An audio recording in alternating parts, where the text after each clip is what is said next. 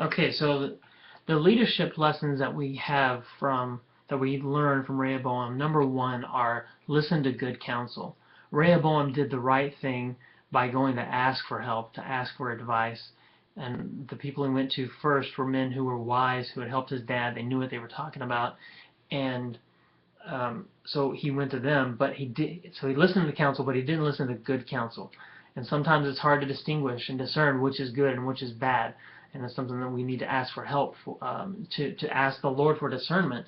But the first lesson is listen to good counsel. If you're facing a decision, if you're facing a circumstances that you don't know how to handle, then it's a good idea to go to someone you trust, someone who might have experienced this before. A lot of times older folks are helpful in these types of situations. Ask for counsel and listen to good counsel. And the second leadership lesson is to take care of your people. If Rehoboam had listened to good counsel and chosen to take care of his people, he had the potential to serve a group of people who would have followed him wherever he led. He had an opportunity to lead a united 12 tribes of Israel. Instead, he just had the two tribes of Judah and Benjamin. So he missed that opportunity. If he would have chosen to take care of his people, it could have turned out well for him. Now, the rest of this story is interesting because it shows how God's grace is present even when we make poor decisions. So after this incident, the northern tribes leave Jerusalem. They say, forget you. Rehoboam goes to Jerusalem and he starts amassing an army, and he's going to go to war and he's going to fight the northern tribe. It's going to be civil war amongst Israel. But the Lord tells him, don't fight, don't do that, don't send your armies out. And he listens. He actually did the right thing. He listened to God. And instead of spending his resources sending an army out to fight, he spent his resources fortifying Jerusalem, and as well as the surrounding areas.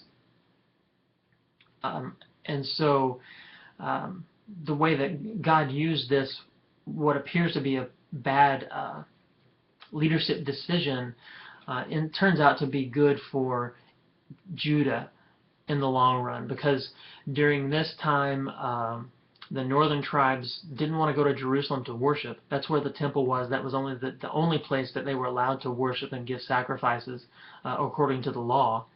But because they were rebelling, the Jeroboam and the northern tribes said, we're not going into Jerusalem. So Jeroboam said, okay, we're going to build two calves, and we're going to have two different cities where you can go and you can give your sacrifices and you can worship these idols. And so they turned to idolatry, turned completely away from the Lord. Whereas during that time, Rehoboam took the Levites, who were the priests for Israel, and he invited them into Jerusalem and said, I want you to administer the sacrifices and do the jobs in the temple. Do what you're supposed to do. Do what the law tells you to do. And so the Levites left those that were in the northern kingdoms left there and came and joined Rehoboam, and they actually did serve the Lord according to his law during that time. So what we see is, even though Rehoboam missed an opportunity, the Lord was involved in that, because what he caused them to do was to insulate themselves against the idolatry that the northern kingdoms ended up being involved in. So they were still separated, but when he said, don't go to war, build up Jerusalem, that was to give them space and to keep them safe from the evil of idolatry. So even more important, there are some leadership lessons. The first one, listen to good counsel. The second one, take care of your people. The most important lesson we see here is you've got to listen to God, because even if you make bad decisions, and I would say especially if you make bad decisions, follow that up by listening to God and helping and allowing Him to help you and to correct you, because in this situation it did protect those who were loyal to the Lord, who had wanted to obey Him. So a little bit of a long lesson today, maybe a little bit rambling, but I hope you enjoyed that.